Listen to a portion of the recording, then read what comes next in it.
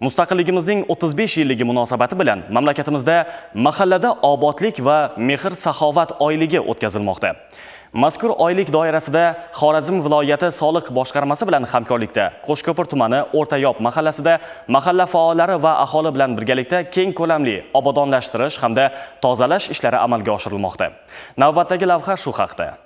Mahallada obodlik va mehr-saxovat oyligi doirasida soliq xodimlari kambag'allik ro'yxatiga kiritilgan oilalarning yashash sharoiti, mavjud muammolari va ehtiyojlarini joyiga chiqqan holda o'rganishmoqda. O'rganishlar davomida har bir oila vakillari bilan yuzma-yuz muloqot qilinib, ularning turmush sharoitini yaxshilash bo'yicha aniq chora-tadbirlar belgilab olindi.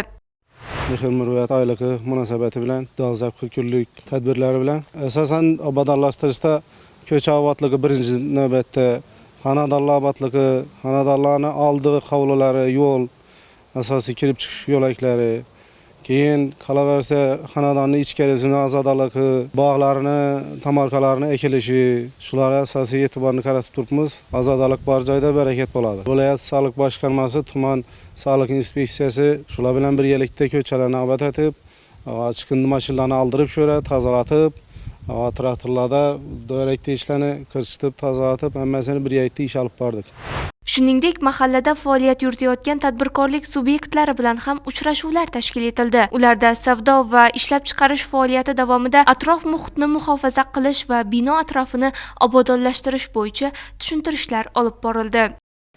Azal qadimdan ota-bobolarimiz o'rgatgani shu qayerda foytlik bo'lsa, ozodalik bo'lsa, shu yerga Alloh taolo o'zining barakatini yog'diradi. Shu 7lik hammamiz birgalikda kirib chiqibmiz xonadonlarga. Ko'cha-kuylarni, eshik oldilarini, bog'ini, ovulxonalarni, to'yxonalarni, molxonalarni hammasini sirib supurib, shu ozoda saranjom saqlasa, shu yerda kasallik yo'q bo'ladi. Oylik davomida ichki ko'chalar va jamoat joylari tartibga keltirilib, qabristonlar tozalanmoqda, daraxtlar oqlanib, yashil hududlar parvarish qilinmoqda. Shuningdek, atrof muhit sanitariyasi yaxshilanib, mahallaning yanada fayzli qiyofa kasb etishi ta'minlanmoqda.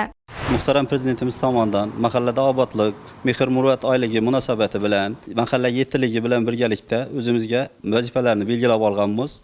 Men xususan soliqchi sifatida savdo va xizmat ko'rsatish obyektlarini o'zimga belgilab olganman. Obodonlashtirish ishlari bo'yicha savdo obyektlarining ichkari tomoni va yon atroflar tomonlarini yig'ilib qolgan chiqindilardan tozalash bo'yicha targ'ibot ishlarini olib bordik va ko'maklashgan holda tadbirkorlar bilan iloji boricha ularni nazorat qilish emas, maqsadimiz ularga yordam berish, ko'maklashish, soliq maslahatlari berish, soliq bo'yicha qanday muammolari bo'lsa, ularning yechimini topishda yordam berishdan iborat. Tadbirkorlar bilan munosabatimiz samimiy bo'lganligi sababli tadbirkorlar bundan to'g'ri tushunib, o'sha obodonlashtirish ishlarini o'zining to'g'ri hissasini qo'shib turibdilar. Obod mahalla farovon hayot garovi. Mahallada obodlik va mehr-saxovat oyligi doirasida amalga oshirilayotgan bunday xayrli ishlar aholi farovonligini oshirish, mahallalarni yanada ko'rkam va yashash uchun qulay maskanga aylantirishga xizmat qilmoqda.